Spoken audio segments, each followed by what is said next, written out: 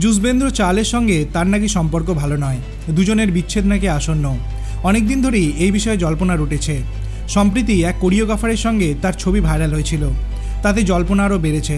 অবশেষে আইপিএলের আগে জবাব দিলেন তার স্ত্রী ধনুশ্রী বর্মা। যাবতীয় ব্যঙ্গ রসিকতার বিরুদ্ধে কথা বলেছেন তিনি। জানিয়েছেন মানসিকভাবে অত্যন্ত খারাপ জায়গায় চলে গিয়েছিলেন, অনেক খারাপ কথাও শুনতে হয়েছে তাকে। কিছুদিন আগে কোরিওগ্রাফার প্রতীক উতেকরের সঙ্গে একটি ছবি নিয়ে সমালোচনার মুখে পড়তে হয়েছে ধনশ্রীকে। সেই প্রসঙ্গে ইনস্টাগ্রামে একটি ভিডিওয়ে যুজবেন্দ্র স্ত্রী বলেছেন, কেমন লাগছে এই প্রশ্নটা কত সহজেই লোকে করে ফেলে। তারপরে নিজেদের মতামত এবং সিদ্ধান্ত জানাতে থাকে।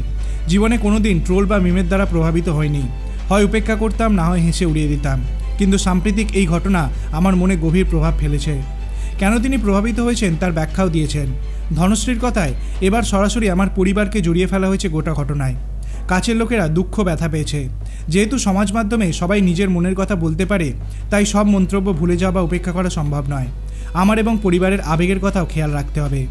ধনশ্রীর অনুরোধ, ঘৃণা ছড়িয়ে দেওয়ার এই প্রচেষ্টা এবার বন্ধ হোক। তার আর্জি, সবার এবার বোঝা উচিত যে এই মাধ্যম ব্যবহার করে নেতিবাচক সব কথা সবসময় ছড়িয়ে দেওয়া যায় না। আমরা অনেকেই খুব বেশি করে এই কাজটা করে চলেছি।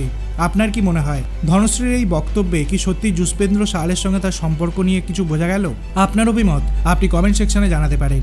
ভিডিওটি ভালো লাগলে লাইক করবেন, চ্যানেলটিকে সাবস্ক্রাইব করতে ভুলবেন না। ধন্যবাদ।